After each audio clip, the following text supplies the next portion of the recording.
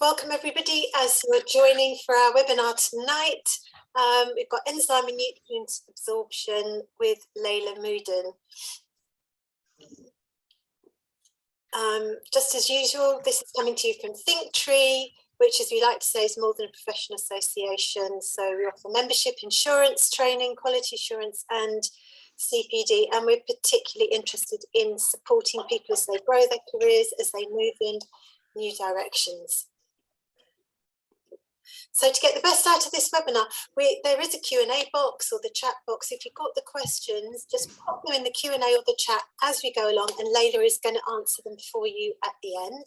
I like to say, come with an open mind and intelligent curiosity, and please switch off other devices and focus, because believe me, there is lots to take in. It's information packed, so give it your full attention and you will get a lot out of this. Okay, so Leyla, as I said, it's not just what you eat, it's what you absorb. That's really very much what it's about tonight, and the role of enzymes in nutrient absorption and elimination. Leyla is a subject matter expert for nutrition. She's qualified naturopath and a nutritionist as well as a journalist. And it really is a fascinating walkthrough of digestion and the role enzymes play. And what you might find is the conditions some of your clients have, you may now see are indicative of particular enzyme deficiencies, and then you might be wondering, well, what enzymes can be added to their diet that could rectify these? And you will get all that from Leyla. So without any more ado, I'm going to hand over to Leyla. Leyla, good evening. Hi, Rosemary. Hi, hello, everybody. I can't seem to share screen at the, oh, there we go. Hello, everyone. So I wasn't sure how to pitch this. I wasn't sure about the audience, but I was actually having a chat with a few fellow professionals. I speak to a lot of nutritional therapists, herbalists, acupuncturists, and including myself. And I realised that the subject of enzymes is something. It's like a little easy thing that can help a lot of things that people don't know about. So I thought, okay, you know what, let me just start talking to people about enzymes, try to gauge where they are, what they know. And I realized it's a blind spot for a lot of people, even, you know, extremely nutritionally qualified people. So I'm just going to do a very short and easy overview of what enzymes are and what is their relationship to absorption, and when should we be thinking about absorption, when we're thinking about our own health or when we're faced with a client that is having a health issue of some kind. So I'm a naturopath. I practice at a clinic in Surrey, but these days I see people mostly on Zoom. And I'm also the director of education for Enzyme Science and Enzymedica, which are the largest enzyme production company in America anyway, and I think we're very, very popular in England as well. And what I do all day long is I speak to practitioners about their clients and help them decide whether an enzyme or which enzyme is suitable to solve that particular problem. And the biggest problem that they have are usually to do with digestive health issues or nutrient absorption issues. So I'm just going to untangle that today, and then if you have any questions, give me a shout. So what are we going to talk about? We're going to talk about what is absorption in general. So most people know what a good diet looks like. Most people know that wild salmon is better than farm salmon. Most people know that organic veg is better than non-organic veg. So most people have a really good understanding of the difference between healthy food and not healthy food.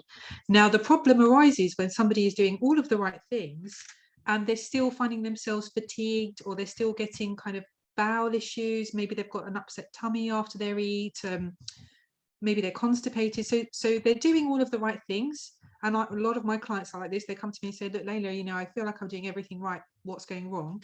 And so what we're looking at there is absorption. Why are they not absorbing nutrients from their food? What's going on there? Or you might get people that are chronically deficient. They're chronically deficient on vitamin D, they're chronically deficient on iron or something like that. So then we're going to talk about the relationship with enzymes and those symptoms or those insufficiencies or deficiencies, and how we can identify where the person may be having an issue, and then how to use enzymes therapeutically. And I'm going to reference, of course, our range of enzymes, but there are lots of enzymes out there, so you're free to go around and play with products and things like that. And then we're going to talk about the contributing factors to digestive health issues that ultimately will affect absorption. So when we use the word enzyme, so if you're a person that likes to go on PubMed and look at research articles and so on and so forth, and you type in the word enzymes, you're going to get a lot of really in-depth scientific information. So, but the big message is that you have two different types of enzymes. You have systemic enzymes that are working all the time in our body, enzymes that speed up reactions, make things work better. And then we have digestive enzymes, which are enzymes that work throughout our digestive tract, starting from the stomach and going through all the way to the stomach, the intestines, the colon, and eventually the anus. So that when we talk about the gut, that's what we're talking about. So we're talking about digestive enzymes. Now, there are some enzymes that are mostly like what's called protease enzymes that break down proteins. They are also able to go into our system where they can do amazing things, like they clean the blood, get rid of scar tissue, break down cholesterol, things like that. So there are digestive enzymes and there are systemic enzymes, and we're focusing on digestive enzymes today. So on the subject of absorption, so absorption is essential for survival. There's absolutely no point in eating a piece of broccoli if all of the nutrients in that broccoli are never going to make it to your bloodstream to nourish your organs and your tissues. So far, we think about absorption in relation to the major food groups, so protein, fat, or carbohydrates. But to absorb certain nutrients like calcium, magnesium, zinc, etc., we need a different type of absorption to be able to absorb those minerals and those nutrients as well. So you may have heard terms like liposomal, you can get like oil-based vitamin Ds, oil-based vitamin As. It kind of highlights the relationship between those major food groups like fats, for example, oils and fats, and the nutrients that they're responsible for. And then, of course, you have a cascading effect. So if you're not able to absorb vitamin D, you're not able to make use of calcium. And also, if you're not able to break down protein, you're not able to absorb calcium. And so all of these things have a knock-on effect. So somebody may have fatigue and they may have, deficiency in iron. They may be anemic. And if you trace back all of those nutrient mineral relationships, you may end up with problems digesting protein. And I'm going to untangle that. It's not very complicated. I'm going to untangle all of that very mildly and at a very shallow level in this talk. So what are we looking at when we talk about absorption and elimination? So absorption begins by mechanical breakdown of food in the mouth, so chewing. And a lot of people are not chewing. So a lot of the time there's maybe kind of medicine-induced dryness in the mouth, or they might be very stressed, or they might be eating while they're on the move, and they might not be producing something called amylase, which is our main carbohydrate digesting enzyme. So we begin with chewing. So we take our food, we have a mechanical breakdown via chewing, and then those particles go into the stomach where there should be, so in like a perfect human being, which I've never met a perfect human being with perfect digestion, but let's pretend there is such a thing as a perfect human being. They will have a really high amount of stomach acid, really nice, good, strong stomach acid. Oops. Now what that stomach acid does is it's a sterilizer. So first thing it does is it kills bacteria, it kills pathogens, bugs, anything that that you don't want to go into the rest of the body will be sterilized by that really potent stomach acid. And with that stomach acid, there's a release of lipase, which is enzymes that we need to digest the fats that we eat. So your olive oils, avocado, coconut oil, butter, milk, things like fatty foods, beneficial fats, hopefully. The process of emulsifying those fats begins here in the stomach. So if there's a low stomach acid, straight away we've induced a vulnerability to bacteria, virus that may be entering through the mouth into the stomach. So if we have low stomach acid, we've not killed that bacteria, that virus, and we've also not released the enzymes that begin the first stage of protein and fat digestion. So protein and enzymes are like little scissors. They kind of very tiny molecular scissors that chop up what we eat into their little tiny parts, where they go down to a further stage of digestion. So here we have gallbladder and liver. So the gallbladder will release bile, and that will help to further emulsify fats and proteins. And then that will trigger a reaction from the pancreas, which will produce more enzymes. So we'll have more fat-focused enzymes. We have more, so people that are having issues with fat digestion, for example, which I'm going to talk about in a moment, we're looking at some kind of problem. We could be looking at some kind of issue with the gallbladder or the pancreas. But then, of course, if somebody has a gallbladder issue, or they have a stomach problem, or they have something hurting their teeth, or something that's preventing them from chewing, then we can assume that they will end up with inflammation here in the small intestine, because anything that is not sufficiently broken down at this stage of digestion will go on to this part of digestion, where this is where we get things like intolerance reactions, inflammation, things like that, which will be experienced by the person as tummy troubles. They might have bloating, they might have diarrhea, gas, gurgling, they might feel very uncomfortable after they eat. And here is where the majority of our sugars are digested. So when people say that they're lactose intolerant, what they're actually describing is that here in their small intestine, they are not producing lactase, which is the enzyme that breaks down the milk sugar lactose. When there is some inflammation here, it slows down the pancreas, it slows down the gallbladder, it produces stress on the liver, and then we go into the large intestine, where further absorption occurs. And here you might see either a very fast bowel movement, so you might have somebody with very loose stools, things like diarrhea, constipation, or you might have pain. And what we need to do is, when we're looking at these kind of people, is we need to trace the journey all the way back to the source and say, why are certain foods or certain behaviors generating these symptoms for this person? And this is where enzymes can be really, really helpful. So first of all, what disturbs enzymes? Why would somebody not have enough digestive enzymes? Why would they need to supplement? So we basically live in a very enzyme unfriendly world. Most things that are not completely natural will disrupt the body's natural production of digestive enzymes. And there are also these little deficiencies that can affect how well we produce enzymes. So for example, zinc is a really good example. If we're low on zinc, and we get zinc mostly from shellfish and seafood and things like that, so we're not eating so much of that these days. So if we're low on zinc, then that will affect 300 different enzymes all throughout our body, and that's only zinc. Then you've got magnesium, CoQ10, all these other cofactors for healthy enzyme production. But we need a good amount of stomach acid to produce digestive enzymes. Stomach acid is what triggers the release of digestive enzymes when we eat. And lots of people have low stomach acid because they're either over the age of 35, which is an age when stomach acid is naturally less produced, or they are stressed, which reduces our digestive secretions. If they've eaten something out of a packet, even once or twice in the week, then that will disturb digestive enzymes. And so basically our modern life is really unfriendly to our digestive system. We're not in a state where healthy digestion is allowed to occur. So it's almost guaranteed that almost all of us will have some issue relating to eating food at some stage in our lives, usually after the age of 35, but sometimes it can happen before.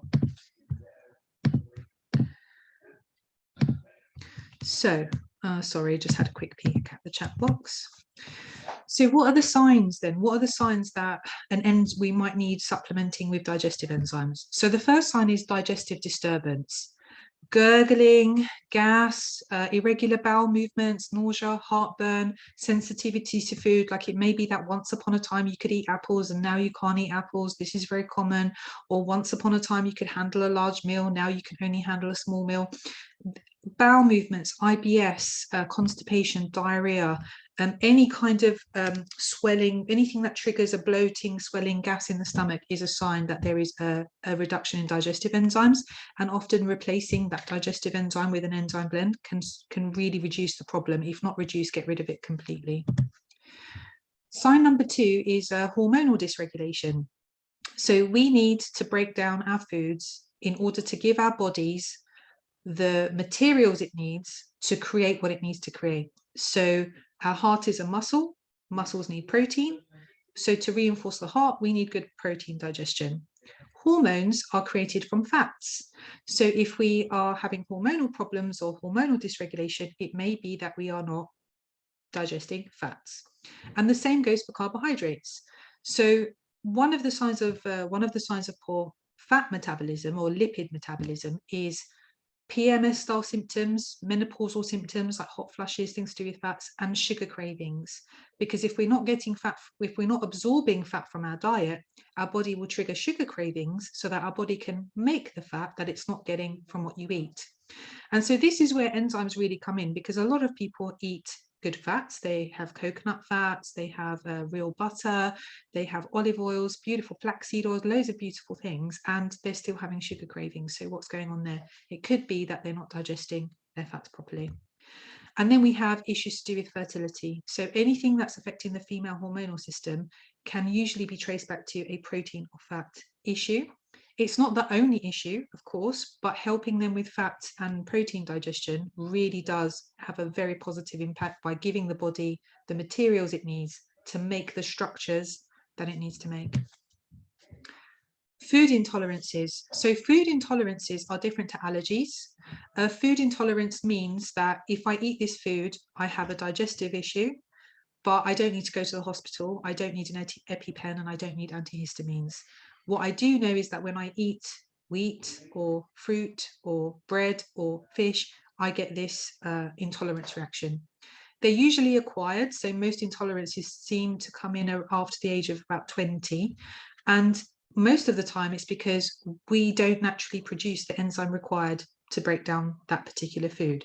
And there is an enzyme. There exist enzymes that break down gluten. There are enzymes that break down salicylates, which are components of some vegetables, such as onions, garlic. People that are intolerant to onions and garlic may be having a problem with salicylates.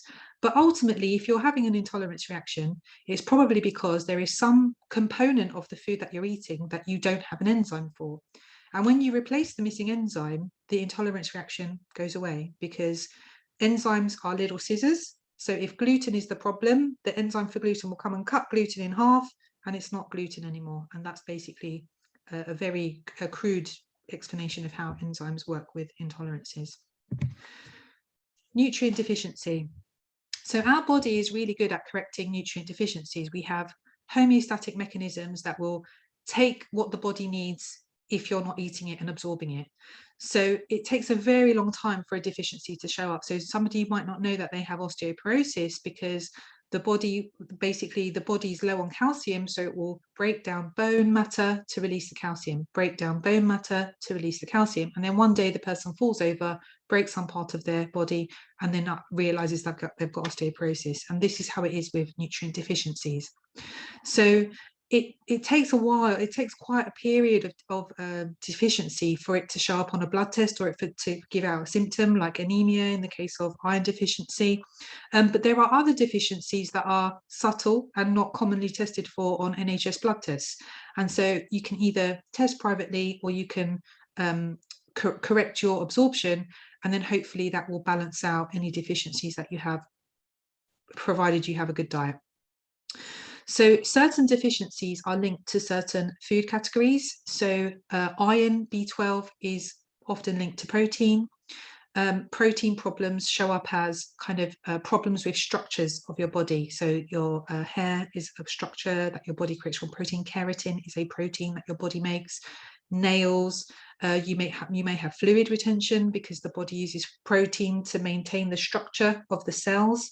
And if the structure is softened because there's not enough protein, then fluid is not controlled because your cells actually control the fluid around them. So that is a sign that points to a protein issue, and that can be corrected with enzymes that help digest protein. Then we have sugars. So sugars are inside food. So milk, for example, contains a sugar called lactose.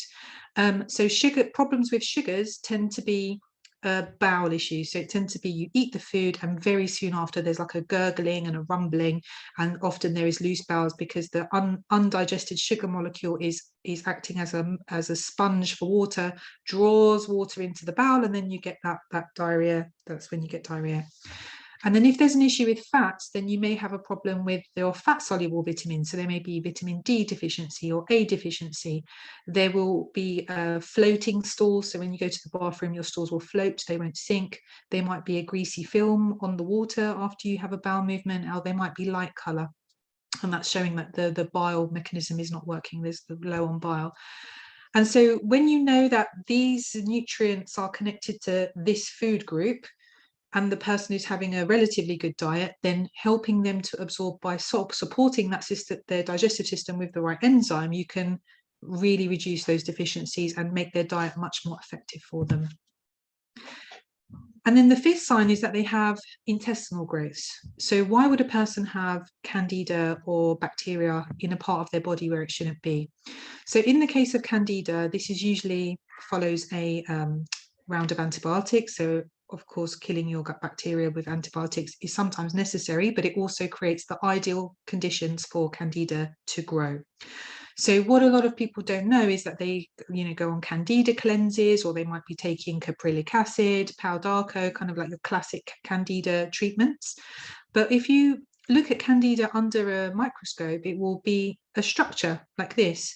So non-harmful candida will just be a yeast. So it will just be like an innocent yeast that lives in your gut all of the time. And then it can develop into what's called the hyphae form, which is when it begins to burrow through the intestinal wall and tries to enter your bloodstream. And that's when you get like the itching, migraines, sugar cravings, sensitivities. There'll be like mood issues. And that could suggest that the candida has kind of developed into this more virulent form. And what enzymes do is that they actually degrade this wall of the hyphal cell. So when you degrade this wall of the candida cell, the immune system can then deal with the rest of the cell, because it's this wall that's protecting it from the immune system in the first place. And then there is SIBO. So some people know, you may have heard of SIBO. It's when bacteria that started off in the mouth has reached the small intestine and made a home for itself, created a little colony there, and is colonizing the intestine. It's very, very painful, very, very uncomfortable, lots of cramping, lots of pain, lots of reactivity to certain foods. And the reason for that is to do with the lack of stomach acid. So there's no stomach acid or low stomach acid for some reason. And so the sterilizing effect of the stomach has been removed from the digestive process and has allowed bacteria to go into the small intestine. And this can happen, if somebody's on reflux medications, for example, they might be on omeprazole, they might be using Gaviscon all the time, Reni, things like this. And although those things are okay if you need them and if they're short term, long-term use means that you're basically cancelling the sterilizing effect of your stomach and providing an opportunity for bacteria to move further forward. So when we're talking about enzymes, these little scissors, what is the point? Why are we doing this? Why are we even talking about enzymes? And the reason is because it's about understanding how your body sees what you eat. So one perspective might be, I want to be healthy. I'm going to have a leafy green salad and some wild salmon. I've got my vegetables, my protein there. That is a good meal. And to a nutrition professional, they may break that meal down into its nutritional benefits. So they might say, okay, this meal has omega-3 fatty acids, it's got vitamin B12, D, potassium, and so on. But your body is a chemical universe. Your body is chemistry. And what your body is seeing when it looks at food is structures. So in order to release the vitamin D and the potassium and the selenium and so on, your body needs to chop this food up into sufficient molecules and release these things so that they're available to your bloodstream. And the way that it does that is with enzymes.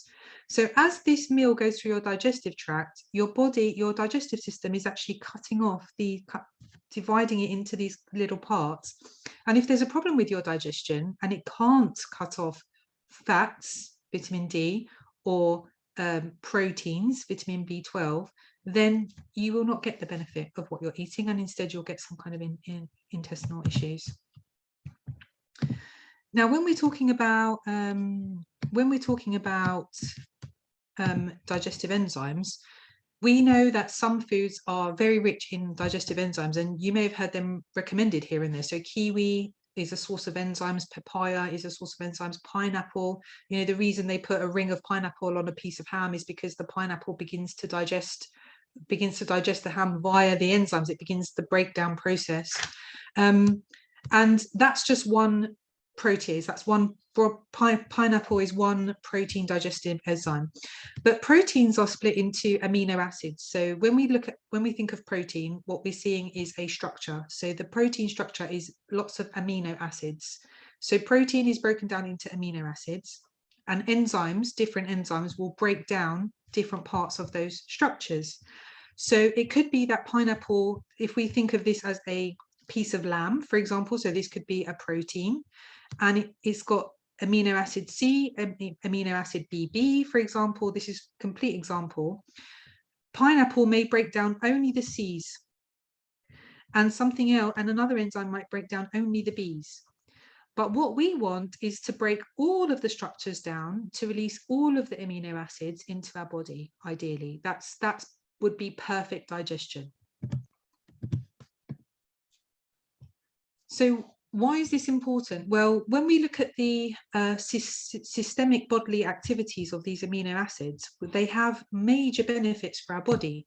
So everything that is muscular in our body is made of protein. DNA is made of protein. Our immune system, immune antibodies are made of protein. So we really, really need protein. And in addition to making our structures, our muscles, our heart, and so on and so forth, proteins also have systemic effects that are not so obvious. So, for example, these are just a few amino acids. They enhance, there is one called glycine, which is very important for sleep and memory. Lysine is really important for our calcium absorption. Methionine regulates our metabolism, our weight control, our skin, our hair and nails. Leucine regulates blood sugar and increases our muscle mass. Proline we need for collagen synthesis, so our cartilage, our skin, our youthfulness. Tryptophan is important for the production of our feel-good hormones like serotonin. And phenylalanine, I don't know if I said that right, is really important for mood and skin health. And that's just some of the amino acids that we get from eating protein. So we can actually reverse engineer this. So when we know that these are all the things that we get from amino acids, if we're having a vulnerability in any of these areas, it may be worth considering whether we're, first of all, eating enough protein, and second of all, digesting and absorbing that protein. So how do we know when there's a protein problem? So here on the right-hand side of the screen, it's got all of the amino acids that are responsible for the health of different parts of the body. And the problems that we may be experiencing if we're having a protein issue are things like PMS, anxiety, water retention, problems with our immune system, slow healing, growths, abscesses, swellings, cysts, protein deficiency, of course, calcium and bone problems, a toxic colon, and edema, which is swellings. Now we're going to talk about fats. So just as protein is divided up into various amino acids that go on to do absolutely wonderful things for our bodies, we have the subject of fats. And fats are also broken down into smaller parts, which then have to be released into our bloodstream via digestion to go and give us the benefits that we want. So a lot of people are very familiar with the benefits omega-3, which is a fatty acid found in fish. But if you cannot digest the fish and you cannot release the omega-3, then there's very little benefit to be gained from your fish. So just 3 lipids. So fats are broken down into lipids, smaller particles called lipids. They're important for maintaining cellular structure. They repair liver, they reduce inflammation, they create the protective layer of nerve cells. So any nervous issues, problems with the nervous system could be traced back to potentially an issue with lipids. And nerve cell insulation, so, and also to make bile. So if somebody has a very slow digestive system and they have pale stools, things that suggest that their liver and their bile function is not working, then consider lipids as being one of the contributing factors to that problem. And of course, we need our lipids to make all of our hormones. And so what you often see in people who have problems absorbing their fats is high cholesterol. The body is producing cholesterol and trying to synthesize the fats that it's not, the lipids that it's not getting from the diet, it's trying to make hormones. So things that we experience, so on the outside, what will we see if we have issues with lipids? We'll have low stomach acid, which is usually nausea, lots of burping after meals. There may be gallstones, there may be high cholesterol, high blood pressure, and obesity. And the reason for the obesity is because if we are not getting lipids from the diet, the body will trigger things like sugar and carbohydrate craving so that it can make the fat that we're not absorbing. Other signs of poor fat metabolism is muscle spasms, cramps, anything spasming and moving around more than it should, and that goes for the digestive tract as well. If you have a spasming in the bowels, spastic colon, things like Crohn's disease, tendency towards high cholesterol, vertigo, Meniere's disease, and issues affecting the male gonads and testes. And so for this, we're one of my favorite products actually, because almost all of my clients have, most of my clients come to me with a hormonal imbalance, is Lipo Optimize. We have a product in our range called Lipo Optimize, which really helps with lipid metabolism. And I take it, I've got mine next to me here, I take it with every meal, and it solves a lot of problems. So carbohydrates. So now we're living in a world where people seem to hate carbohydrates. There's kind of like a discrimination against carbohydrates, but they're an important energy source. They help us to create amino acids. So all of those beneficial amino acids, they help us to create them. It's a primary source of fuel for the brain and a primary source of fiber, which feeds healthy gut bacteria.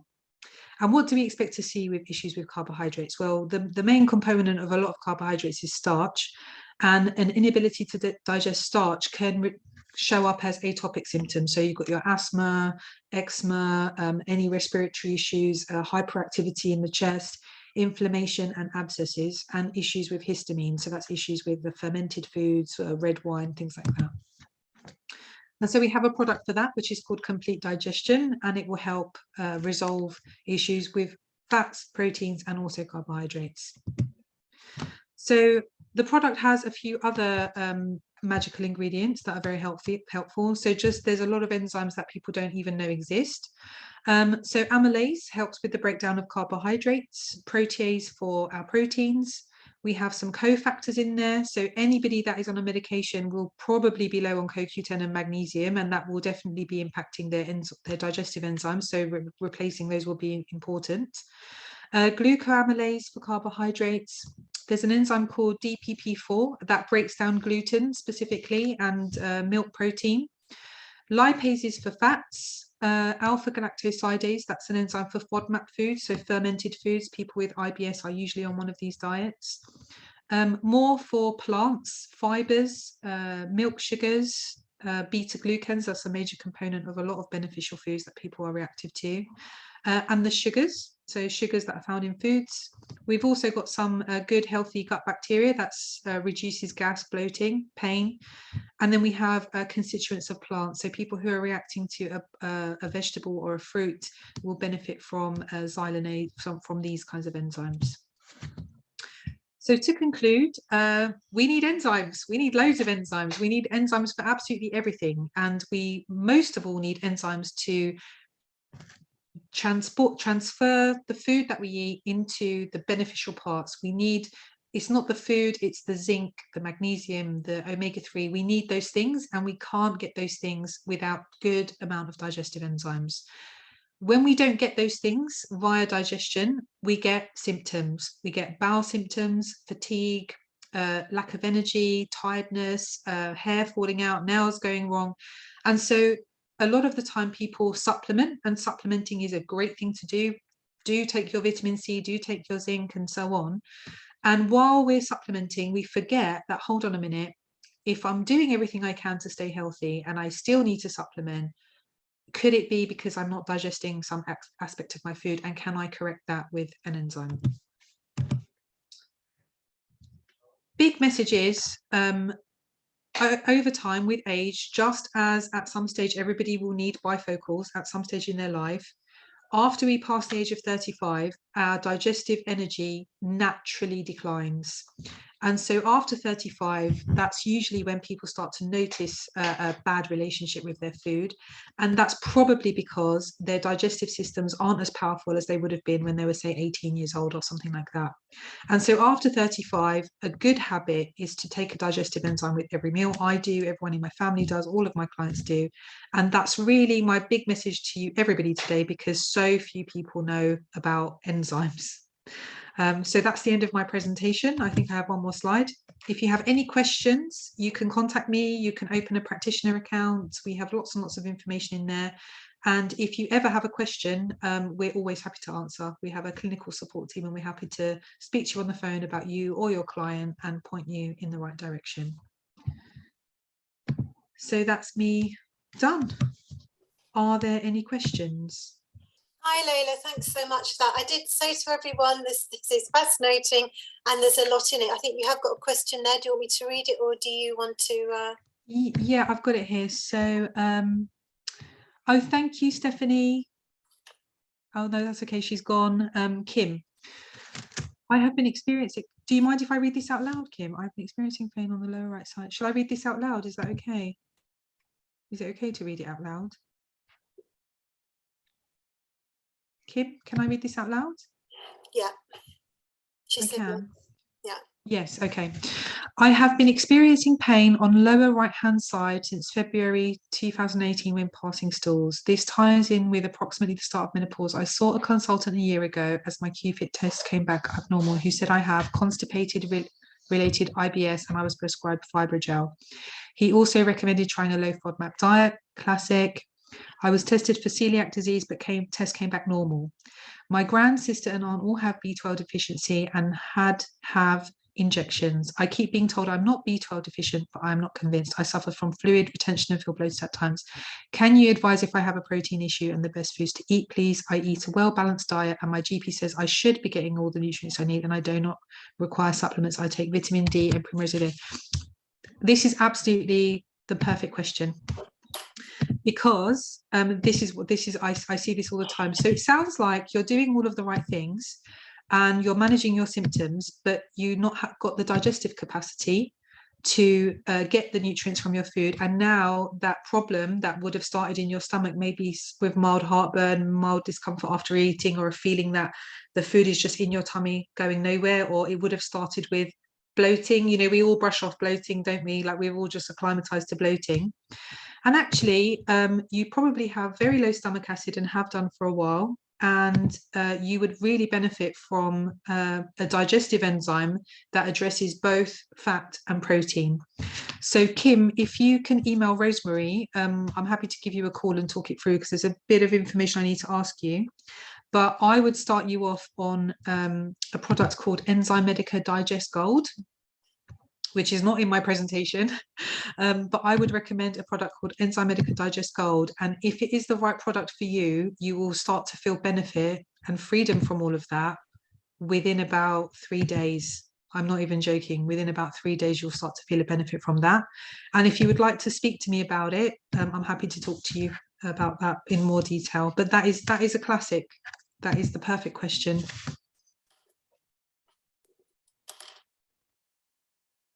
Sally, yes, they are. Yeah, so we started off as an American brand, and basically we love the product so much we brought it to the UK. Yes, I can, Kim. I'll text you to arrange a time and I will give you a call. No problem at all.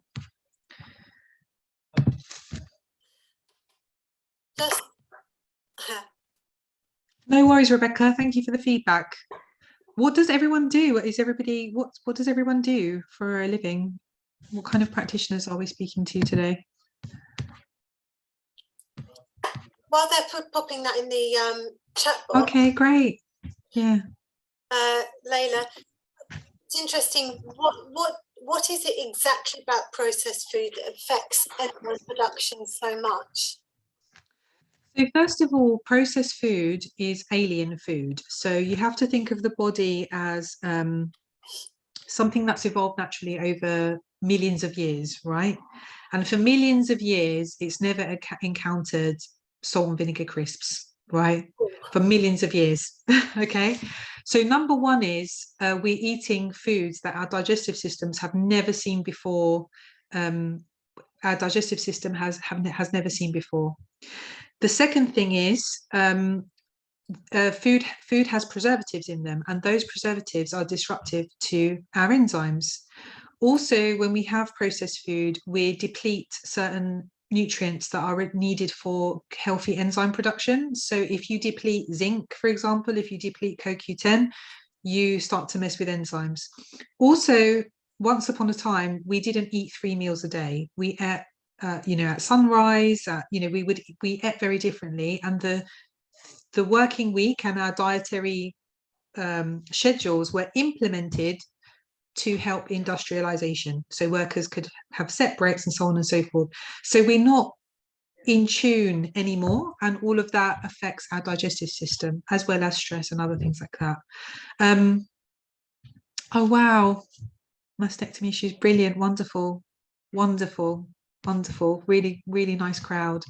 I'm so used to speaking to nutritional therapists. It's nice to speak to other types of professionals and hear what they're dealing with and what kind of things that they see and what they're seeing in their practice. So yeah, processed foods disrupt everything in our bodies. Now, we cannot escape processed foods. There is not such a thing, I don't think, anymore, of a food that doesn't have a fertilizer or a pesticide or some kind of interference with it. And so we have to be extra careful about, when I say careful, I don't mean like have a panic attack about it, but we have to be mindful that we are on the back foot when it comes to effective absorption and elimination of the toxins that we're exposed to. Another major thing is microwaves. So when you microwave a food, you alter its molecular structure. And if you have a problem with starch, with carbohydrates, you're actually making the starch a lot more potent and a lot more difficult to digest. So these little habits that were designed to make our lives easier, you know, packaged foods, I mean, was designed with a good intention. Over a period of time, if we're not mindful of correcting our digestive systems, then we're going to end up, you know, around about age 40. I would say around about age 40, the problem begins to manifest itself, and then it's difficult to reverse. It can be reversed, but if we just prevent, it's much better. It is, isn't it? The other interesting thing, we've got another from Yvette. Yeah. Well, Yvette's just saying exactly what she specialises in. Yeah. Hi, Yvette. Yeah, great, wonderful. So I specialize in the lymphatic system and deal with inflammation constantly. Yes, although I advise about food and can reduce inflammation, I will certainly now look at enzymes to help this process. Wonderful, wonderful. Yeah, Rebecca, me too. Microwave stuff. I've got to such a stage now that I can identify in restaurants, which is really sad. You know, when you go to like a nice restaurant and you just can tell that they've microwaved the food. Wonderful. Yeah, enzymes are brilliant for reducing inflammation, Yvette. There's microinflammation in the digestive tract, which contributes to that. And then also systemic. So if they take, if inflamed clients take protease enzymes on an empty stomach, that really reduces inflammation, especially if there's inflammation in like joints and tissues and things like that. So that's wonderful. And please do contact me if you want to have a little chat about it. Wonderful. The other thing is what you mentioned is medications depleting enzyme. Can you say a little bit more about that, Leyla? Yeah, so very common medication. So common medications that we see people on a lot are heart medications. Yeah, so once people get to a certain age, I think now they don't even check their hearts. I think now they just go on a heart medication, but they tend to deplete nutrients. So I've got a really good resource. If anyone wants my resource, basically you stick the medication into the search engine and then it tells you the nutrients that it depletes. And most medications, especially heart medications, basically like the life-saving medications, will be depleting CoQ10, magnesium, zinc, and a few other things. And those are the minerals that you need for healthy enzyme production. And that's why we get side effects, right? So that's why a lot of people get horrible side effects from their medication. Now, you don't want to take them off a life-saving medication, but you can support them better by knowing what they've been depleted by and making sure that they can absorb nutrition from their food.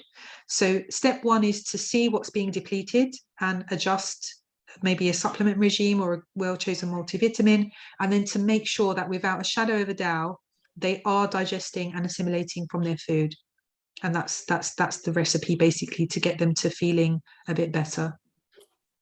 So we've got another question from Louise Mockford. She's okay with you reading it out, Leyla. Okay, great.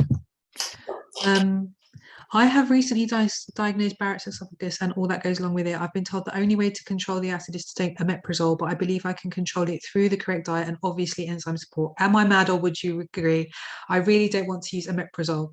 Okay, so Barrett's esophagus means that you did at some stage have really severe acid reflux, and for that, you do need to take omeprazole for a period of time. To come off omeprazole, that would be like a very slow step down process, and with the right products, of course you can control it through correct diet and enzyme support. Absolutely. Omeprazole is sometimes omeprazole is the only thing that's going to save a person from developing severe ulceration. The main issue with omeprazole is that it's given to people that don't actually have real acid reflux. People go to their GP and say, I've got heartburn, and they give them omeprazole, when actually the problem is not acid reflux, the problem is a different issue. But if you have Barrett's esophagus, then there's some scarring there, and for the time being, you do need omeprazole. But you don't have to be on omeprazole for life, and you just need to have, I think you need support to basically taper down the omeprazole. As you bring down the omeprazole very, very slowly and gently, you increase all of the things that can control the acid and the acidity. So, but for now, it's the right thing to do. I don't know how long you've been on omeprazole, but there are ways to come off it. And I've actually got in our enzyme science website, I have a whole entire webinar on reflux and heartburn and all things to do with it. So if you want to give me a call, Louise, or if you give your number to Rosemary, I'm happy to give you a call and have a chat through all of that, and point you in the right direction, and put you in touch with the right resources. And I can possibly send you that webinar as well. No worries. But because you're taking omeprazole, you should take a digestive enzyme, because the omeprazole will cancel out your stomach acid, and so taking a digestive enzyme will just help you to break down your protein and your fat. Okay, have we got any more questions? I think everybody's been stunned by the level of knowledge and detail. Thank you. Thank you. Thank you. Yeah, so anyone wants to have any questions, or they just want to have a chat about either themselves or somebody that they're looking after, or their daughter or their son or whatever, tell Rosemary, I'll give you a call. There's no charge or obligation for that, and we'll just have a chat about whatever it is that you're dealing with. Yeah, anybody wants to drop me an email at simplyhubrosemary@gmail.com. I think I put it in the chat as well, the general chat. And I can pass it on to Leyla if you put your phone number on there. Otherwise, I'm going to assume we've come to the end of questions, and I'm going to say thanks so much to Leyla. I just need, Rosemary, have you got the phone number? There was somebody shared their phone number, Kim's that phone number, so I'll just copy paste that. Have you got that? Yes. Yeah, okay. Sally just says, great presentation, really enjoyed it. No worries, thank you. Thank you very much. With you, and everything, saying great informative webinar. Thank you, no problem. Thanks to everyone who's come tonight. And again, thanks once more to Leyla. Her email's there if you want to find more directly and get access to all the information and recordings that she's got on there. So I will say thank you, everyone, and good night.